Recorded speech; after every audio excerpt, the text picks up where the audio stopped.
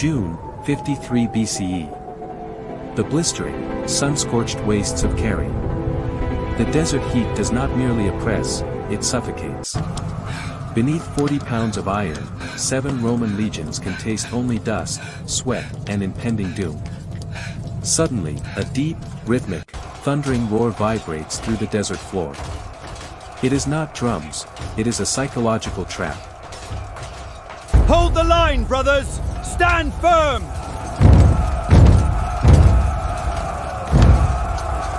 Thousands of Parthian iron kettle drums roar, deliberately engineered to shatter the psychological composure of Rome's finest infantry.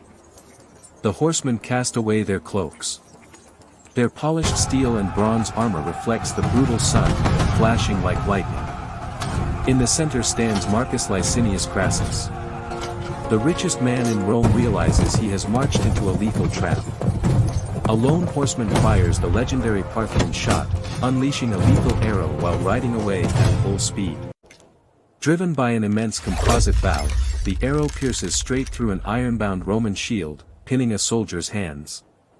This is the opening salvo of a clash that will consume millions of lives over 700 brutal years. By mid-1st century BCE, the predatory Roman Republic was an expansionist engine, driven to conquer the wealthy East. But across the Euphrates River lay the Parthian Empire, a vast superpower of elite horse archers and armored knights. Rome was the master of heavy infantry, Parthia was the master of high mobility, asymmetric steppe warfare. Crassus was a billionaire plutocrat who bought a military command to match the immortal martial glory of Julius Caesar. Opposing him was Surina, a brilliant, 20-something general masterfully skilled in logistics, deception, and psychological warfare. In Rome, senators violently opposed the war, pronouncing ancient, terrifying curses upon Crassus as he marched out anyway. By the gods, we will not tolerate this insult to the Senate! You betray the Republic with these accusations. Adelante, Roma! Victoria!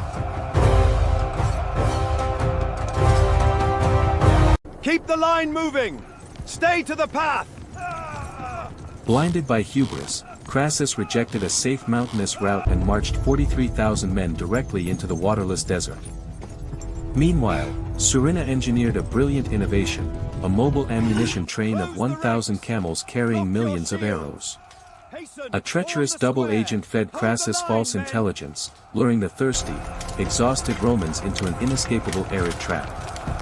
Trapped and panicking, Crassus ordered his forces into a massive hollow square, turning his legions into a sitting target.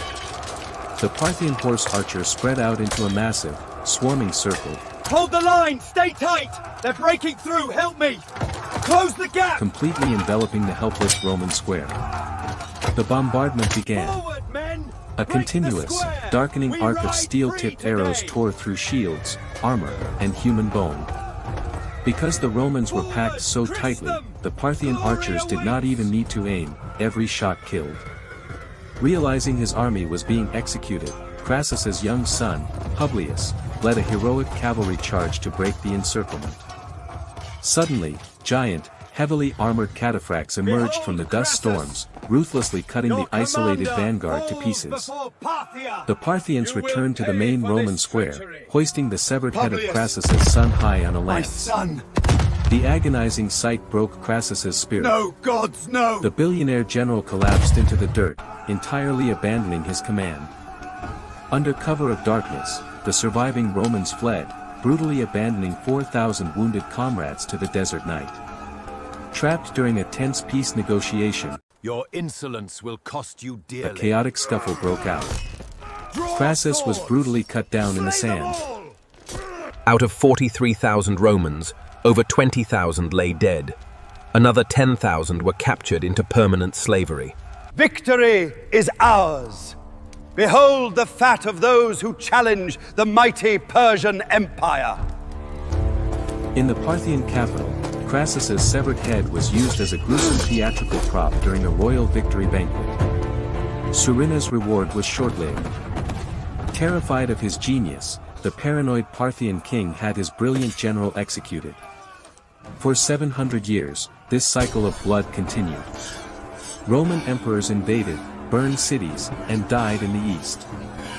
By the 7th century, both empires had committed geopolitical suicide through continuous, total, exhausting warfare. Left hollowed out and broken, both titans vanished into the sands, consumed by the friction of their own unyielding ambitions.